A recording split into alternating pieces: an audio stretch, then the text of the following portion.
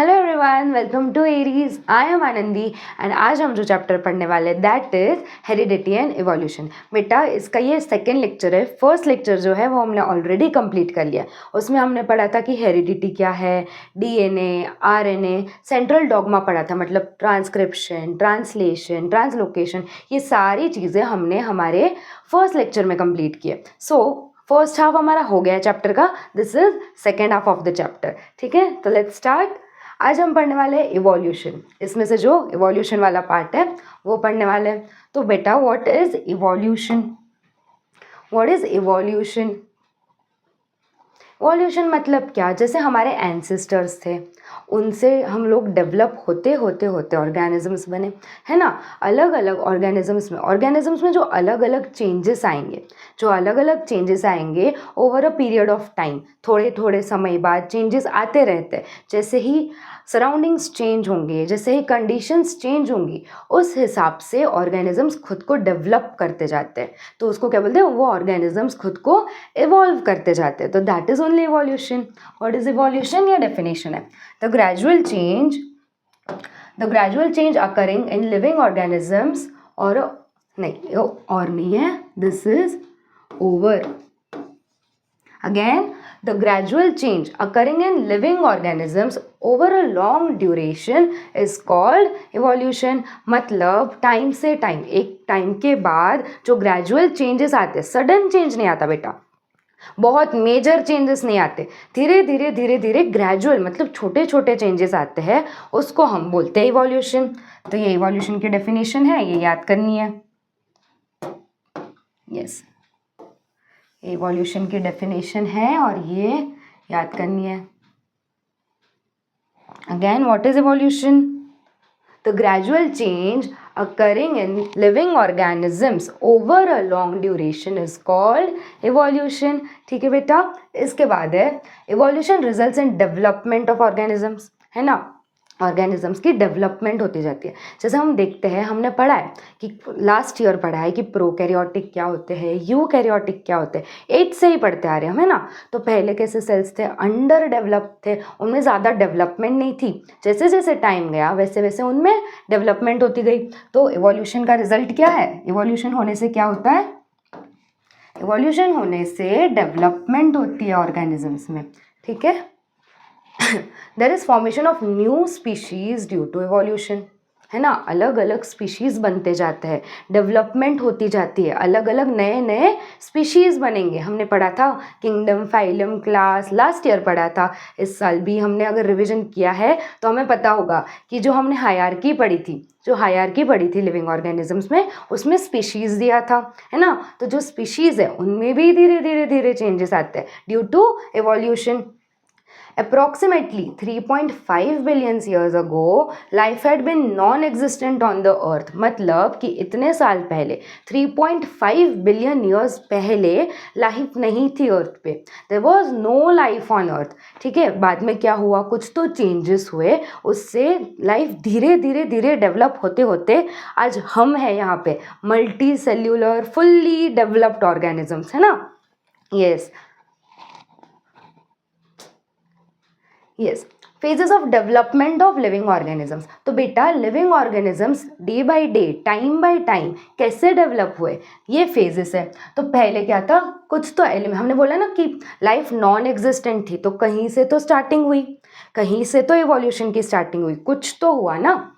तो simple elements in the ocean में कुछ तो simple form of elements present थे। उसके बाद simple types of organic and inorganic compounds क्या बने? उससे ऑर्गेनिक और इनऑर्गेनिक कंपाउंड्स बने। सबसे पहले कुछ तो एलिमेंट्स थे, उनमें से डेवलपमेंट होके ऑर्गेनिक और इनऑर्गेनिक कंपाउंड्स बने। उसके बाद ये जो कंपाउंड्स थे उनकी कॉम्प्लेक्सिटी बढ़ गई, तो कॉम्प्लेक्स कंपाउंड्स बने। अभी भी है हमारे इसमें, प्रोटीन्स है, न्यूक्लिक एसिड्स है, डीएनए, आरएनए, ये सब कुछ है ना। तो पहले नहीं था, ऑर्गेनिक और इनऑर्गेनिक सिंपल कंपाउंड्स थे। ये क्या है? ये कॉम्प्लेक्स कंपाउंड्स है। तो पहले सिंपल थे, फिर उनसे इवॉल्व होके कॉम्प्लेक्स कंपाउंड्स बने।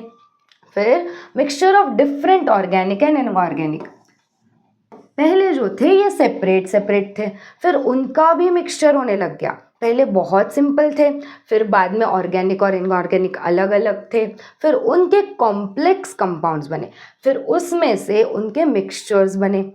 ठीक है, first primitive types of cell. उसके बाद ये जो ऑर्गेनिक और इनऑर्गेनिक कंपाउंड्स है बेटा, उनका जब मिक्सचर हुआ तो प्रिमिटिव सेल्स बने। हमने पढ़ा था प्रिमिटिव सेल्स क्या होते हैं। प्रिमिटिव्स मतलब कि जो फुल्ली डेवलप्ड नहीं है, जिनमें कुछ भी ज़्यादा नहीं है, न्यूक्लियस भी नहीं है, nucleic acids proper, DNA RNA कुछ नहीं है, दोज आर प्रिमिटिव सेल्स। तो वैसे सेल्स बने। उसके बाद नंबर ऑफ दो सेल्स, वो जो सेल्स थे वो इंक्रीज हो गए, वो इंक्रीज हो गए at the cost of surrounding chemicals. फिर उनका रिएक्शन किससे हुआ, जो आजू बाजू सराउंडिंग में केमिकल्स थे वो फैक्टर्स उन पे अफेक्ट करने लगे, तो उनमें भी चेंजेस आए, वो सेल नंबर इंक्रीज हो गए। फिर उससे फाइनली बने लिविंग ऑर्गेनिजम्स। फाइनली क्या बने उनसे, लिविंग ऑर्गेनिजम्स। तो बेटा समझ में आया कैसे डेवलपमेंट हुआ। ये ऐसे हायरार्की है, मतलब सबसे पहले ये था, ये है सीक्वेंस यहाँ से लेके डाउनवर्ड्स। ठीक है, यस। इसके बाद इवोल्यूशन हुआ तो क्या चेंजेस आए, सबसे पहले चेंजेस आए डाइवर्सिटी। जो एनिमल्स थे बेटा उनकी डाइवर्सिटी में चेंजेस आए। मतलब क्या, फ्रॉम यूनिसेल्यूलर, जो यूनिसेल्यूलर ऑर्गेनिजम्स थे, फ्रॉम यूनिसेल्यूलर, यूनिसेल्यूलर हमने क्या पढ़ा था, वन सेल्ड है ना,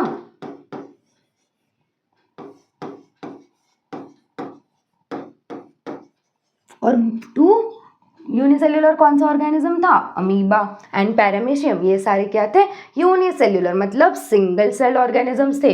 to giant whale and man, जो मैन है, जो बड़े बड़े जाइंट वेल्स है, बड़े फिशेज है, उनमें क्या सिर्फ सिंगल सेल है, हम सिर्फ एक सेल से बने हुए हैं, नहीं ना, हमारे अंदर बहुत सारे सेल्स हैं।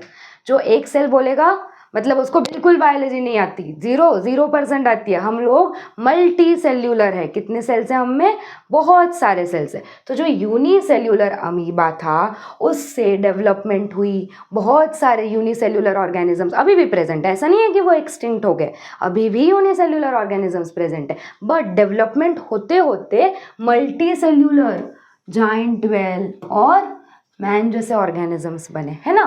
तो मोर देन वन जो है, मोर देन वन सेल, इनके पास क्या होगा, मोर देन वन सेल, मतलब ही क्या, मल्टी सेल्यूलर।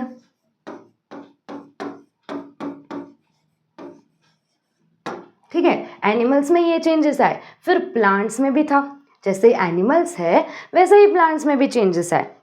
तो प्लांट्स भी कुछ यूनिसेल्यूलर होंगे, तो यूनिसेल्यूलर से लेके मल्टी सेल्यूलर प्लांट्स भी बने।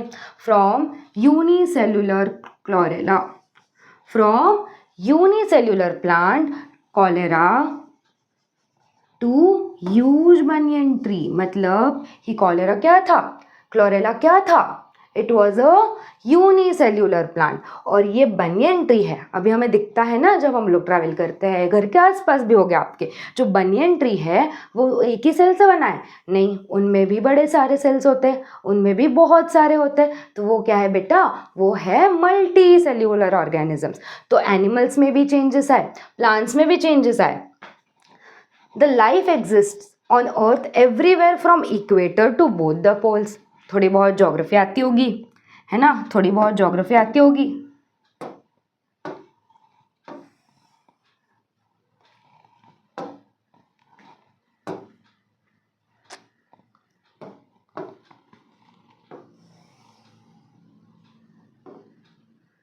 टेढ़ी हो गई,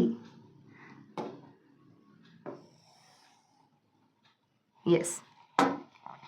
ये है, ये क्या है, ये अर्थ है। तो इक्वेटर, लाइफ कहाँ पे है, इक्वेटर पे भी है। लाइफ कहाँ पे प्रेजेंट है, इक्वेटर पे भी है,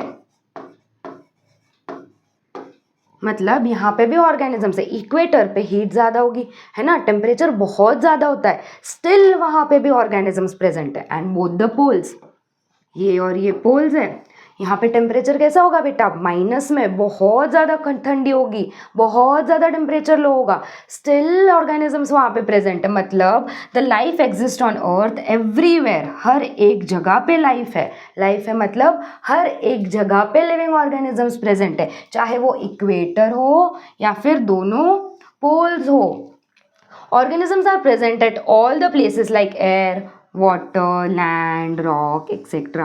ये तो पढ़ा ही है, जब छोटे छोटे थे ये सब पढ़ा है कि ऑर्गेनिजम्स, माइक्रो ऑर्गेनिजम्स जो होते हैं या फिर बड़े ऑर्गेनिजम्स भी, अगर हम बात करें they are omnipresent. Microorganisms क्या है, ओमनी प्रेजेंट। मैम पहली बार सुन रहे हो ओमनी प्रेजेंट। ओमनी प्रेजेंट मतलब जो ऑर्गेनिजम्स हर जगह पे प्रेजेंट होते हैं, जो ऑर्गेनिजम्स हर जगह पे प्रेजेंट होते हैं उनको क्या बोलते हैं बेटा, उनको बोलते हैं ओमनी प्रेजेंट। तो मतलब लाइफ क्या है, हर जगह पे है, पोल्स हो, इक्वेटर हो या फिर पूरे अर्थ में लैंड हो, एयर हो, वाटर हो, रॉक्स हो, कुछ भी हो, लाइफ प्रेजेंट है। ठीक है, next is theory. Theory of evolution क्या बोलती है, let's say according to this theory first living material कौन सा था बेटा, this is very important. First living material was protoplasm. अगर हम ये थ्योरी को माने तो फर्स्ट लिविंग मटेरियल कौन सा था, प्रोटोप्लाज्म था। Has been formed in oceans, हमने यहाँ पे देखा ना, यहाँ पे देखा simple elements in the ocean है ना, ओशन से लाइफ डिराइव हुई है। तो वहाँ पे यहाँ पे भी सेम दिया है कि जो प्रोटोप्लाज्म था वो कहाँ पे प्रेजेंट था बेटा, इन दी ओशन। फिर उससे क्या बने, यूनिसेल्यूलर, डायरेक्टली मल्टीसेल्यूलर तो नहीं बनेंगे, धीरे धीरे डेवलपमेंट हुई। तो प्रोटोप्लाज्म से क्या बने बेटा, यूनिसेल्यूलर ऑर्गेनिजम्स। क्या बने प्रोटोप्लाज्म से, यूनिसेल्यूलर। फिर उनमें भी चेंजेस आए, एकदम से मल्टीसेल्यूलर नहीं बन गए, उनमें भी धीरे धीरे धीरे चेंजेस आए। Gradually changes occurred in the unicellular organisms. जो यूनिसेल्यूलर ऑर्गेनिजम्स में उनमें भी धीरे धीरे चेंजेस आए, फ्रॉम विच लार्जर, बड़े बड़े and more complex organisms were formed. मतलब अमीबा है बेचारा, एक ही सेल से बना हुआ है, कितने सेल्स है उसमें, ऐसा दिखता है ना, है ना, एक ही सेल से बना हुआ है, तो वो क्या है, यूनिसेल्यूलर है। वैसे ही मैं कितने सेल से बनी हुई हूँ, बहुत सारे, है ना। तो जैसे मैं, तुम लोग, आजू बाजू जो बड़े बड़े ऑर्गेनिजम्स है, जो बड़े बड़े ऑर्गेनिजम्स है मल्टी सेल्यूलर है, तो वो भी जैसे कि यूनिसेल्यूलर ऑर्गेनिजम्स से लार्जर मतलब बड़े बड़े और मोर कॉम्प्लेक्स ऑर्गेनिजम्स। मोर कॉम्प्लेक्स मतलब क्या, कि इनमें क्या अलग अलग डाइजेस्टिव सिस्टम है, रेस्पिरेटरी सिस्टम है, उनके पास हार्ट है क्या, उनके पास लंग्स है क्या, नहीं, उनकी कॉम्प्लेक्सिटी कुछ भी नहीं है, बेचारे बड़े सीधे साधे सिंपल से ऑर्गेनिजम्स है। हमारे तामझाम बहुत सारे हैं, हर एक फंक्शन को परफॉर्म करने के लिए अलग अलग अलग अलग हमारे पास सिस्टम्स प्रेजेंट है, अलग अलग ऑर्गन्स प्रेजेंट है। तो हम क्या है, बड़े ही कॉम्प्लेक्स ऑर्गेनिजम्स है ना, हम क्या है, कॉम्प्लेक्स ऑर्गेनिजम्स है। तो जो छोटे ऑर्गेनिजम्स थे, यूनिसेल्यूलर थे, उनसे बड़े ऑर्गेनिजम्स बने और ज़्यादा कॉम्प्लेक्स ऑर्गेनिजम्स बने। All those changes were slow and gradual. मैंने पहले ही बताया था, चेंजेस एकदम से नहीं आते, धीरे धीरे धीरे धीरे आते हैं, है ना, स्लोली आते हैं, ग्रेजुअली आते हैं। And took about 300 crore years to happen. इतने सारे साल लग गए मैम, बिल्कुल इतने सारे साल लग गए, 300 crore years to happen this changes. इतने चेंजेस होने में इतने सारे साल लग गए, तब जाके हम इतने कॉम्प्लेक्स ऑर्गेनिजम्स बने हैं। ठीक है, अभी हम माने कि इवोल्यूशन होता है, ठीक है मैम, मान लिया इवोल्यूशन हुआ है, हम छोटे छोटे से बड़े बड़े यूनिसेल्यूलर से मल्टीसेल्यूलर ऐसे इवॉल्व हुए हैं ऑर्गेनिजम्स। बट कैसे माने, क्या प्रूफ है, क्या एविडेंस है, हमें कुछ तो एविडेंस चाहिए जिससे हम मान ले कि हाँ भाई इवोल्यूशन हुआ है। तो वो है ये सारे प्रूफ्स, ये सारे एविडेंसेस है। एविडेंसेस मतलब क्या बेटा, एविडेंसेस मतलब प्रूफ। ये सारे प्रूफ है कि इवोल्यूशन हुआ है। तो आज की क्लास में हम कौन से पढ़ेंगे, एक तो पढ़ेंगे मॉर्फोलॉजिकल एविडेंसेस। कौन से पढ़ेंगे, morphological evidences, anatomical evidences, vestigial organs paleontological evidences. हम ये 4 आज की क्लास में डिटेल में स्टडी करने वाले कि मॉर्फोलॉजिकल क्या होते हैं, एनाटॉमिकल एविडेंस क्या होते हैं, वेस्टिजियल ऑर्गन्स और पैलेंटियोलॉजिकल एविडेंसेस क्या होते हैं। तो सबसे पहले क्या है, मॉर्फोलॉजिकल एविडेंसेस। ये सारे बड़े प्यारे प्यारे से एनिमल्स दिख रहे हैं ना, आपके फेवरेट्स डॉग्स है, शिप्स है, फॉक्स है, ये सारे क्या है, ये एनिमल्स है। तो उनको ज़रा ध्यान से देखो, उनको ज़रा ध्यान से देखो, सब एक जैसे है क्या? एक जैसे मतलब कि एकदम सिमिलर नहीं, जेरोक्स कॉपी नहीं, बट उनके जो फीचर्स है वो सेम है क्या? उनकी आईज कहाँ पे प्लेस्ड है, उनका जो फेस का स्ट्रक्चर है वो कैसा है, उनके जो ईयर्स है वो कैसे है। तो कुछ ना कुछ सिमिलैरिटीज है ना सब में। तो वो क्या है, कुछ ना कुछ सिमिलैरिटीज है इनमें। तो क्या सिमिलैरिटीज है बेटा? ये ओवरराइट हुआ है गेस कुछ तो, हम चलो वापस लिखेंगे यहाँ पे, ठीक है। ये क्या है, स्ट्रक्चर ऑफ माउथ, ये क्लियर है, ठीक है। फिर पोजीशन ऑफ आईज, सेकंड क्या है, position of eyes.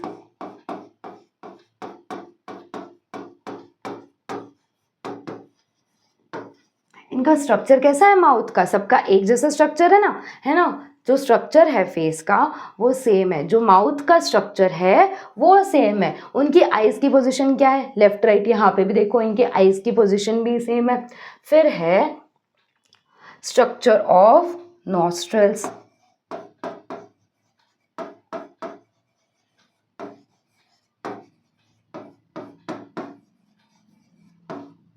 Structure of nostrils.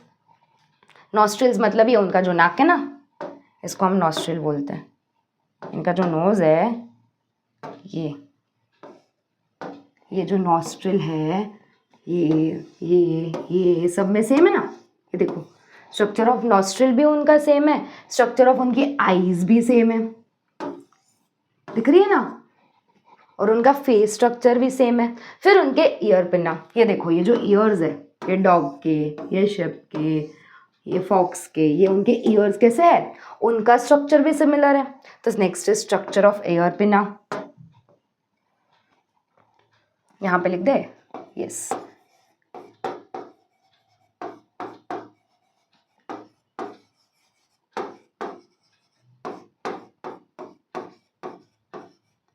Year पिना देख लिया। फिर उनके बॉडी पे बहुत सारे हेयर प्रेजेंट है ना, उनके बॉडी पे बहुत सारे हेयर प्रेजेंट है। उनकी बॉडी कैसी है, हेयरी।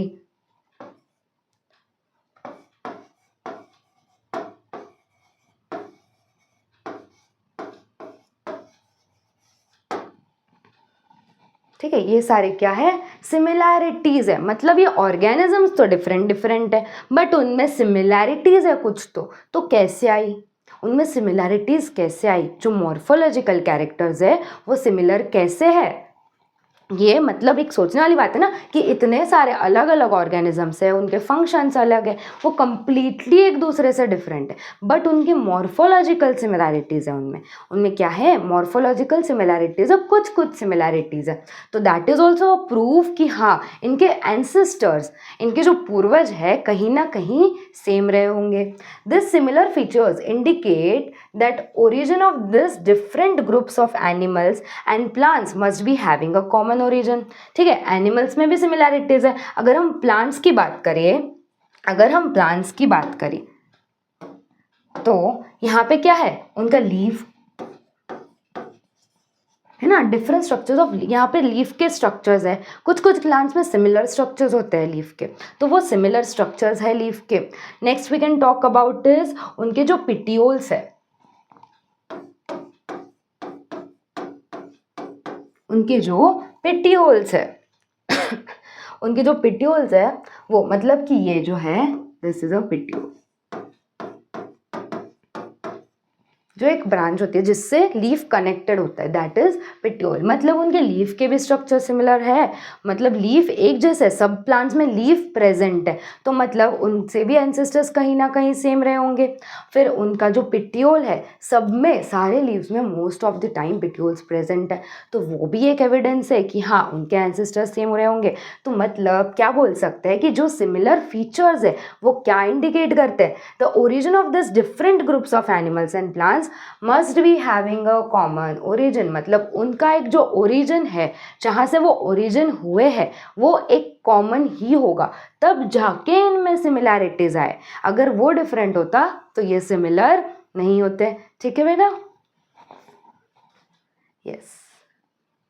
अभी है एनाटॉमिकल एविडेंसेस। एनाटॉमिकल एविडेंसेस हमने क्या देखा, मॉर्फोलॉजिकल एविडेंसेस। अभी क्या है एनाटॉमिकल, जैसे हाथ है, कैट्स का यहाँ पे जो दिया है ना, यहाँ पे जो देखो ह्यूमन का हैंड है, उसका स्ट्रक्चर अच्छे से ऑब्जर्व करो। ये कैट्स का 4 लेग है, कैट का 4 leg, patagium of bat and flipper of well, उन सब का स्ट्रक्चर थोड़ा थोड़ा मिलता जुलता है, उन सब का एनाटॉमिकल स्ट्रक्चर्स थोड़े थोड़े मिलते जुलते हैं। मतलब अगेन यहाँ से भी प्रूव कर सकते हैं, the human hand, cat's foreleg, flipper of whale and patagium of bat show the difference in features. What is patagium of bat? यहाँ पे bat दिख रहा है, तो ये जो उनके ये जो बोन्स है, ये जो बोनी पार्ट है, तो यहाँ पे ये जो पोर्शन है जो स्किन अटैच है उसको क्या बोलते हैं, it is called as patagium.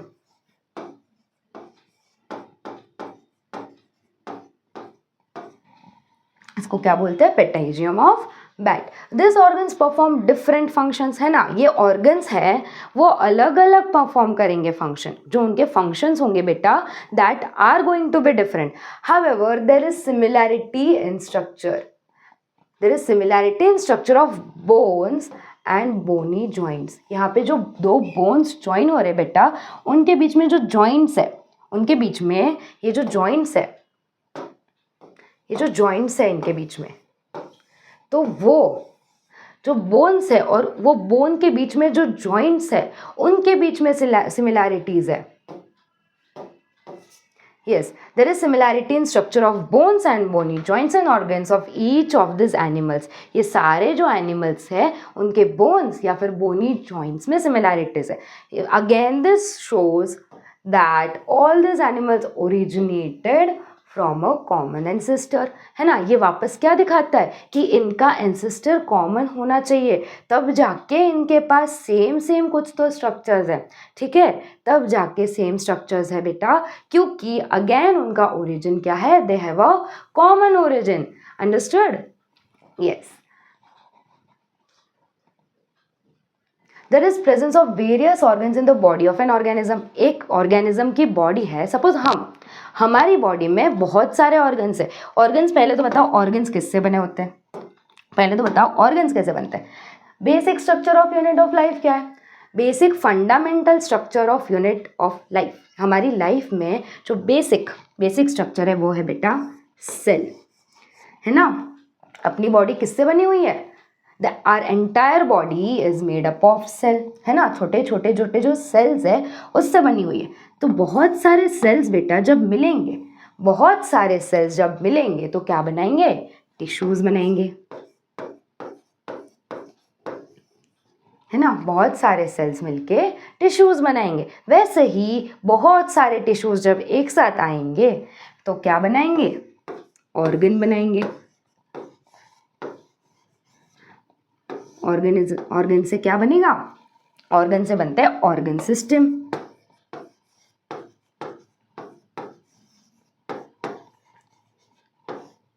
And organ system से फाइनली हम, मतलब we are organisms. Organ system से क्या बनेंगे, ऑर्गेनिजम्स। तो अभी हमें किसके बारे में बात करनी है, ऑर्गन्स। अभी हमें किसके बारे में बात करनी है, ऑर्गन के बारे में। Yes, there is a presence of various organs in the body of an organism. क्या क्या organs है, हार्ट है, लंग्स है, लिवर है, किडनी है ना, ये सारे ऑर्गेनिजम्स है। ये सारे जो ऑर्गन्स है हम ऑर्गेनिज्म में प्रेजेंट है, ये सारे ऑर्गन्स प्रेजेंट है हम में। तो ये जो फंक्शंस करेंगे, जो ऑर्गन्स फंक्शंस परफॉर्म करेंगे वो डिफरेंट डिफरेंट होंगे। हर एक ऑर्गन क्या रिस्पॉन्सिबल होता है? हर एक ऑर्गन रिस्पॉन्सिबल होता है एक पर्टिकुलर फंक्शन के लिए। जैसे अगर हम बात करें, हमारा हार्ट क्या करेगा? हमारा हार्ट रेस्पायर करेगा। करेगा क्या हार्ट रेस्पायर? ऑक्सीजन लिया, कार्बन डाइऑक्साइड दिया, ये काम कौन करता है? हार्ट करेगा? नो, ये काम हार्ट नहीं करेगा। हार्ट क्या करेगा? पंपिंग ऑफ ब्लड, सर्कुलेशन, जो सर्कुलेटरी सिस्टम है उसका मेन पार्ट है हार्ट, है ना। तो हार्ट का एक पर्टिकुलर फंक्शन है, लंग्स का कुछ अलग है, किडनीज का कुछ अलग है। तो वैसे ही अलग अलग ऑर्गन्स हमारी बॉडी में प्रेजेंट है अलग अलग फंक्शंस करने के लिए। क्या मुझे ये बताओ कि जितने भी ऑर्गन्स हमारी बॉडी में प्रेजेंट है सारे नेसेसरी है क्या? सारे नेसेसरी है क्या? वीडियो को आगे देखने से पहले मुझे पहले कमेंट करके बताओ कि जितने ऑर्गन्स हमारी बॉडी में प्रेजेंट है सारे रिक्वायर्ड है क्या? ठीक है, अभी उसका आंसर देखेंगे। पहले कमेंट करना फिर आंसर देखना। Yes, each organ has a different function, हमने पढ़ लिया। बट क्या but? Some organs present in the body like appendix. Appendix हमारी बॉडी में जो प्रेजेंट है does not perform any function. मतलब हमारी बॉडी में कुछ ऑर्गन्स ऐसे हैं, जो हमारी बॉडी में कुछ ऑर्गन्स ऐसे हैं जो परफॉर्म नहीं करेंगे, फंक्शंस परफॉर्म नहीं करेंगे। ठीक है, जैसे कि एग्जाम्पल इज अपेंडिक्स, और भी है यहाँ पे। उन ऑर्गन्स को हम बोलते हैं बेटा वेस्टिजियल ऑर्गन्स। क्या बोलेंगे? Vestigial organs. जो ऑर्गन्स हमारी बॉडी में प्रेजेंट है, कुछ फंक्शंस परफॉर्म नहीं करेंगे पर है बॉडी में, पर है। क्यों? क्योंकि हम भी किसी से इवॉल्व हुए, हम भी इवॉल्व हुए ना, इसलिए they are present in our body. But with evolution हमारी बॉडी में उनकी रिक्वायरमेंट नहीं है, हमारी बॉडी में उनकी रिक्वायरमेंट नहीं है। उन ऑर्गन्स को क्या बोलेंगे? Vestigial organs. पढ़े? डीजनरेटेड और अंडर डेवलप्ड, डीजनरेटेड या फिर नहीं प्रेजेंट या फिर अंडर डेवलप्ड यूजलेस ऑर्गन्स, जो बिल्कुल काम के नहीं है, of organisms are called vestigial organs. Definition याद करनी है, डेफिनेशन याद करनी है। Degenerated or underdeveloped organs, useless underdeveloped organs of organisms are called vestigial organs. कैसे फॉर्म हुए? डेवलपमेंट ऑफ न्यू टिश्यूज, हमारी बॉडी में नए नए टिश्यूज फॉर्म हुए। डेवलपमेंट ऑफ न्यू टिश्यूज और organs for living in changing environment is not possible, है ना। अचानक से ऐसा नहीं है ना कि मेरे पहले जो एंसेस्टर्स थे उनमें कुछ ऑर्गन प्रेजेंट था, अचानक से एक जनरेशन गैप आया और वो ऑर्गन गायब। ऐसे होगा? ऑर्गन गायब ऐसे होगा? नहीं होगा। बट जो न्यू टिश्यूज है, जो ऑर्गन्स है, वो अचानक से गायब नहीं हो जाते चेंजिंग एनवायरनमेंट के साथ। तो क्या? Instead existing organs undergo gradual changes. मैंने पहले भी बताया ग्रेजुअल चेंजेस होंगे। जो ऑर्गन्स एग्जिस्टिंग है उनमें क्या होगा? धीरे धीरे ग्रेजुअल चेंजेस होंगे। ऐसे नहीं होगा कि आज है और कल गायब, ऐसे नहीं होंगे। कितना भी एनवायरनमेंट चेंज हो, ग्रेजुअल धीरे धीरे चेंजेस होंगे। सम ऑफ दो स्ट्रक्चर्स बिकम्स यूजलेस, वो कोई स्ट्रक्चर्स जैसे अपेंडिक्स है becomes useless and undergoes degeneration. क्या करते हैं? They undergo degeneration. Such organs through non functional in certain organisms, कुछ ऑर्गन्स जो ऐसे हैं वो नॉन फंक्शनल होते हैं, वो भी कुछ ऑर्गेनिजम्स में। ठीक है, जैसे हमने बोला अपेंडिक्स हम में नॉन फंक्शनल है, हमारी बॉडी के लिए वो वेस्टिजियल है। But there are some organisms, कुछ ऑर्गेनिजम्स है जिनकी बॉडी में वो वेस्टिजियल नहीं है। तो ऐसे नहीं है कि ये वेस्टिजियल है तो जितने भी ऑर्गेनिजम्स प्रेजेंट है सब में वेस्टिजियल होगा। नो, सब में वेस्टिजियल नहीं होता है, इन सर्टन ऑर्गेनिजम्स होता है। Such organ, though non-functional in certain organism, it may be functional in other organisms. That is, it is not vestigial in other organisms. बाकी जो होंगे organisms उनमें वो vestigial नहीं होंगे. एग्जाम में आया तो भी लिख के नहीं आना है कि हाँ मैम ने बताया था कि vestigial होते हैं. कोई भी ऑप्शन टिक करके नहीं आना है कि none of this, कि नहीं किसी में भी नहीं प्रेजेंट होता, ये नहीं होता. कुछ कुछ ऑर्गेनिजम्स में होते हैं. हम में जो वेस्टिजियल है नेसेसरी नहीं है कि सब में वेस्टिजियल हो. ठीक है. यस. फॉर एग्जाम्पल अपेंडिक्स, जो अपेंडिक्स की बात की हमने, appendix is useful in ruminants. Appendix कहाँ है? ये है बेटा, ये जो है ना, दिस इज अपेंडिक्स. यहाँ पे जो प्रेजेंट है दिस इज अपेंडिक्स. जो अपेंडिक्स है इज यूजफुल इन रूमिनेंट्स. जो रूमिनेंट्स है ना बेटा, जो रूमिनेंट्स है उनमें अपेंडिक्स यूजफुल होता है. रूमिनेंट्स मतलब example of ruminants is cow. उनमें अपेंडिक्स यूजफुल होता है. हम में अपेंडिक्स नहीं है, यूजलेस है, बट रूमिनेंट्स में अपेंडिक्स यूजफुल है. उनके लिए वो नॉन वेस्टिजियल है, उनके लिए वो ऑर्गन वेस्टिजियल नहीं है, ऐसा नहीं है. But is vestigial in man. Man में vestigial. Muscles of ear pinna, ये जो ईयर पिन्ना है इसके जो मसल्स है ये है, ये जो ईयर पिन्ना है ये, इसमें जो मसल्स है, इस ईयर पिन्ना में जो मसल्स है which are useless to human, हमारे लिए यूजलेस है. ये हो ना हो फर्क नहीं पड़ता, हमारे लिए यूजलेस है. बट जो मंकीज़ है, जो मंकीज़ है उनके लिए बड़े काम के है. But they are useful in monkeys for movement of ear pinna. उनका ईयर पिन्ना मूवमेंट करने के लिए उनको वो मसल्स की ज़रूरत है, हमें नहीं है. हमारे लिए क्या है? वेस्टिजियल है. बट मंकीज़ के लिए नॉन वेस्टिजियल है, उनके लिए वो मसल्स नॉन वेस्टिजियल है. Some other vestigial organs of humans are, जैसे टेल बोन. ये जो है, ये जो स्पाइन है, इसमें जो लास्ट बोन है, इसमें जो लास्ट बोन है ये है टेल बोन. ये क्या है? This is a tail bone. है क्या हम लोगों को टेल?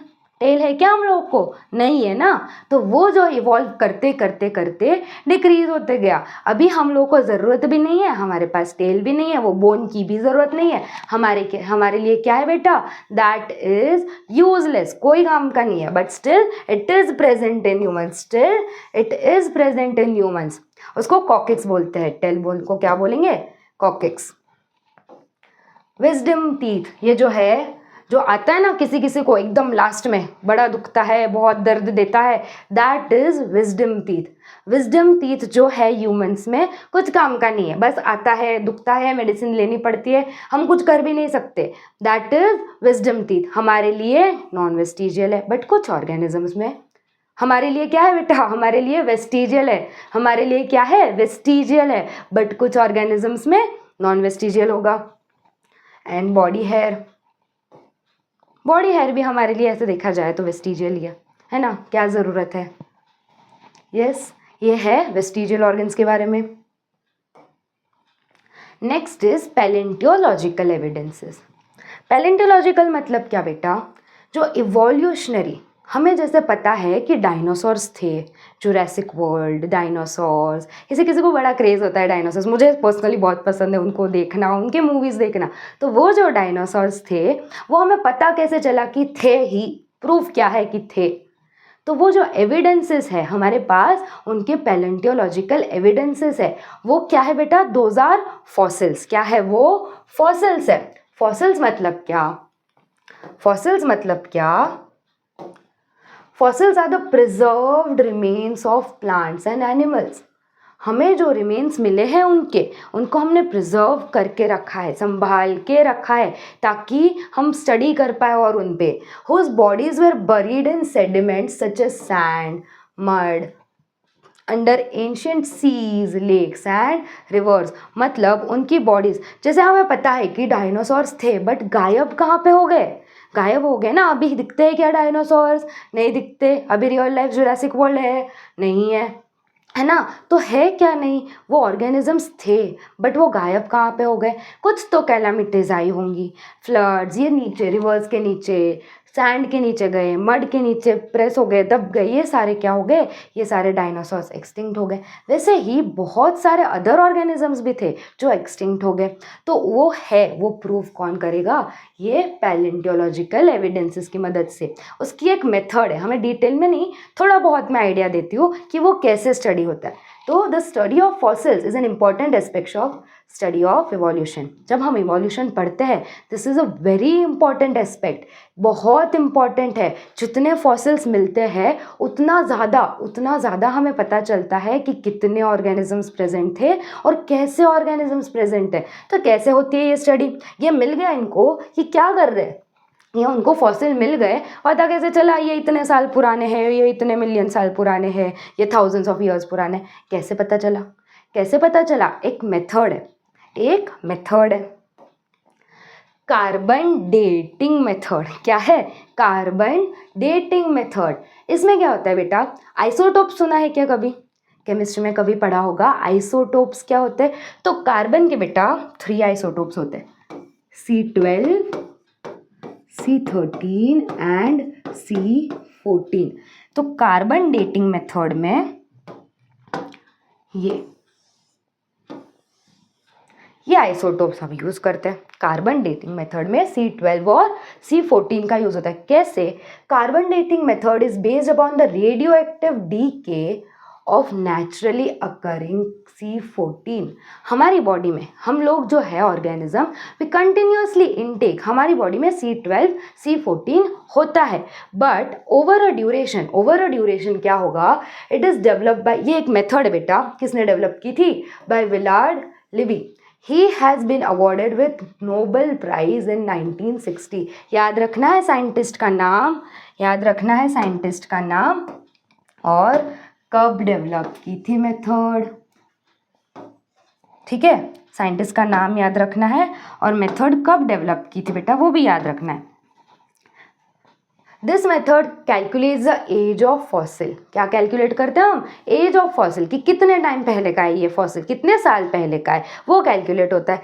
आफ्टर डेथ हमारी बॉडी में क्या होता है, C12 और C14 होता है, मैंने जैसे बोला। आफ्टर डेथ क्या होता है, C12, अगर किसी ऑर्गेनिज्म की डेथ हो जाती है तो उसके बॉडी में जो C12 होता है वो कांस्टेंट रहता है, वो प्रेजेंट होगा। C12 जो कार्बन है, जो आइसोटोप ऑफ कार्बन C12 है, it would remain constant. But decay कौन होता है, C14। जो C14 होता है बेटा वो डीके होने लगता है। कौन सा कांस्टेंट रहेगा, C12 कांस्टेंट रहेगा, और जो C14 है इट विल स्टार्ट डीकेइंग। तो in case of dead bodies of plants and animals, instead of remaining constant, the ratio, पहले जब दोनों प्रेजेंट थे बेटा, उनका रेशियो भी कांस्टेंट रहेगा, बट जैसे ही C14 डीके होने लगा उनके रेशियो में डिफरेंस आ जाएगा। तो क्या होगा, instead of the ratio remaining constant, the ratio between C14 and 12 changes continuously, क्योंकि C12 नॉन रेडियो एक्टिव है ना। C14 और C12 का जो रेशियो होगा वो कंटिन्यूसली बेटा चेंज होता जाएगा। तो time pass in the death of a plant और animal can be calculated by measuring the radioactivity of C14, ratio of C14 to C12 present in their body. कैसे calculate करेंगे, C14 और C12 का क्या ratio है, क्या difference आ गया, कितना डिफरेंस आ गया, वो इतना डीप में स्टडी नहीं करना, बट क्या याद रखना है इसमें बेटा, क्या याद रखना है बेटा, सिर्फ इतना याद रखना है कि जो C12 है, कार्बन के 2 आइसोटोप्स C12 और C14 बॉडी में प्रेजेंट होंगे। तो फिर क्या होगा, जैसे ही ऑर्गेनिज्म की डेथ होती है, as soon as the organism dies, C12 constant रहेगा, वो नॉन रेडियो एक्टिव है, बट C14 है डीजनरेट होता जाएगा। C14 विल स्टार्ट डीजनरेटिंग, और उनके बीच में एक रेशियो का डिफरेंस आ जाएगा। उसकी मदद से साइंटिस्ट फाइंड कर लेते हैं कि ये जो फॉसिल है कितना पुराना है। क्या फाइंड करते हैं, द एज ऑफ फॉसिल, की जो फॉसिल है वो कितना पुराना है, ठीक है। यस, अभी कार्बन डेटिंग है तो उसके यूजेस क्या है, first is study of palaeontology. Study of palaeontology, मतलब जो फॉसिल्स है उनकी स्टडी को हम क्या बोलते हैं, palaeontology. Next is study of anthropology, study कौन सी, एंथ्रोपोलॉजी की, मतलब जो ह्यूमन है, ह्यूमन बिहेवियर है, ह्यूमन सोसाइटी है, उसकी डेवलपमेंट, उसका इवोल्यूशन, वो स्टडी को क्या बोलेंगे, study of anthropology. Next is finding out the age of human fossils and manuscripts, human fossils जो है उनकी एज फाइंड करने के लिए, जो ह्यूमन फॉसिल्स हमें मिलेंगे, जो मिले हैं, जो साइंटिस्ट ने डिस्कवर किए हैं कुछ कुछ फॉसिल्स, उनकी एज फाइंड करने के लिए, और जो मैन्यूस्क्रिप्ट्स है, जो रिटन होता है, कुछ तो तांबे पत्रे पे रिटन होता है, जो कोई तो फॉइल है उस पर रिटन होगा, तो उनको क्या बोलते हैं, मैन्यूस्क्रिप्ट्स बोलते हैं। तो उसकी स्टडी करने के लिए भी इंपॉर्टेंट है। To deduce the information about former organisms, क्या करते हैं बेटा, ये जो ऑर्गेनिजम्स है, यहाँ पे दिख रहे हैं बहुत सारे ऑर्गेनिज्म, जैसे ये बर्ड्स है, मैमल्स है, रेप्टाइल्स, एम्फीबिया, पाइसेस और इनवर्टिब्रेट्स। तो ये जो सारे ऑर्गेनिजम्स हैं, ये जो सारे ग्रुप ऑफ ऑर्गेनिजम्स है, उनका फॉर्मर कौन था, मतलब उनके पहले कौन था। जैसे अगर हम बात करें कि वर्टिब्रेट्स की, यहाँ पे दिया है देखो बेटा, the invertebrates give rise to vertebrates, क्या दिया है, जो इनवर्टिब्रेट्स थे, मतलब इनवर्टिब्रेट्स, ये बेटा ये हम लोगों ने 4th 5th में पढ़ा है, वापस नहीं पूछना कि इनवर्टिब्रेट्स क्या होता है, ये पता होना चाहिए इनवर्टिब्रेट्स मतलब क्या होता है, और वर्टिब्रेट्स मतलब, इनवर्टिब्रेट्स और वर्टिब्रेट्स का डिफरेंस पता होना चाहिए, ठीक है। इनवर्टिब्रेट्स जो थे उनका, वो कौन थे, फॉर्मर थे, मतलब वर्टिब्रेट्स जो थे वो किससे बने थे, वो इनवर्टिब्रेट्स से बने थे, मतलब invertebrates give rise to vertebrates gradually during evolution. Gradually, ऐसे नहीं कि जो इनवर्टिब्रेट थे रातों रात वर्टिब्रेट में कन्वर्ट हो गए, नहीं, धीरे धीरे धीरे वो भी जो इनवर्टिब्रेट्स थे धीरे धीरे वर्टिब्रेट्स में कन्वर्ट हो गए। तो ये सारी कार्बन डेटिंग से हमें पता चला, जो कार्बन डेटिंग मेथड हम यूज़ करते हैं उससे पता चली ये सारे इन्फॉर्मेशन, ठीक है बेटा, यस। अभी ये है question, which of the following is the vestigial organ in man.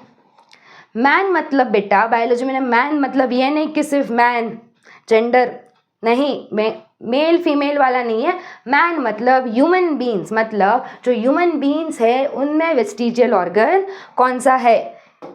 Yes, explain मैंने कर दिया है, आंसर तुम लोग फाइंड करोगे। तो this is your homework, comment करके आंसर बताना है कि इसका आंसर क्या है। इसको लिख लो, क्वेश्चन नंबर 1 है, ठीक है, क्वेश्चन नंबर 1 है। इसके बाद है question number 2। Question 2. Which of the following evidence of evolution is associated with fossils? Fossils के साथ कौन सा evidence associated है? ये भी अभी जस्ट डिस्कस किया है, जस्ट अभी 5 मिनट नहीं हुए डिस्कस किया है, तो ये भी ले लो होमवर्क, ठीक है। अच्छे से वीडियो देखना, अच्छे से समझना और फिर ये अटेम्प्ट करना, ऐसे आ जाएंगे, कुछ भी नहीं है, बहुत ईजी है, ठीक है, यस। तो हो गया, आज का लेक्चर हो गया, मतलब हमने अपना फर्स्ट लेक्चर भी कर लिया, अपना सेकंड लेक्चर भी कर लिया। अभी लास्ट लेक्चर जो है बेटा थोड़ा सा ही होगा, उसमें ज़्यादा कुछ नहीं है, 2 चीज़ें पढ़नी है, बहुत सिंपल है, वो कॉम्प्लेक्स दी होगी बुक में लग रही होगी कॉम्प्लेक्स, बट यहाँ आना वापस ईजिली समझा दूंगी। एक छोटे से कोट के साथ एंड करते हैं, कामयाबी हासिल करने वाले लोग कभी भी शॉर्टकट पर नहीं, ज्ञान और अपनी मेहनत पर भरोसा रखते हैं। कामयाबी हासिल करने वाले लोग कभी शॉर्टकट को फॉलो नहीं करते कि नहीं पढ़ना, लास्ट टाइम पे शॉर्टकट मेथड यूज़ करेंगे और पास हो जाएंगे, नहीं, ऐसे कामयाबी नहीं मिलती बेटा, स्टेप बाय स्टेप जाना पड़ता है, स्टेप बाय स्टेप जाना पड़ता है। अगर एक बार शॉर्टकट से चले जाओगे, मान लिया कि चले जाओगे ना, तो जितने जल्दी जाओगे उतने जल्दी वापस भी आओगे, जितने जल्दी ऊपर चढ़ोगे उतने जल्दी वापस भी आओगे। शॉर्टकट्स यूज़ नहीं करने, धीरे धीरे जाओगे और कामयाबी 100% आपके पास आएगी, ठीक है। ये लेक्चर अच्छे से देखो और इसके नोट्स कहाँ पे मिलेंगे, नीचे मिल जाएंगे, डिस्क्रिप्शन में मैंने लिंक दी है, वहाँ पे PDF फॉर्म में आपको नोट्स अवेलेबल हो जाएंगे। क्वेश्चन सॉल्व करने हैं, लेक्चर देखना है, नोट्स लेने हैं और अच्छे से पढ़ाई करनी है, ठीक है बेटा। So yes, keep studying, bye bye.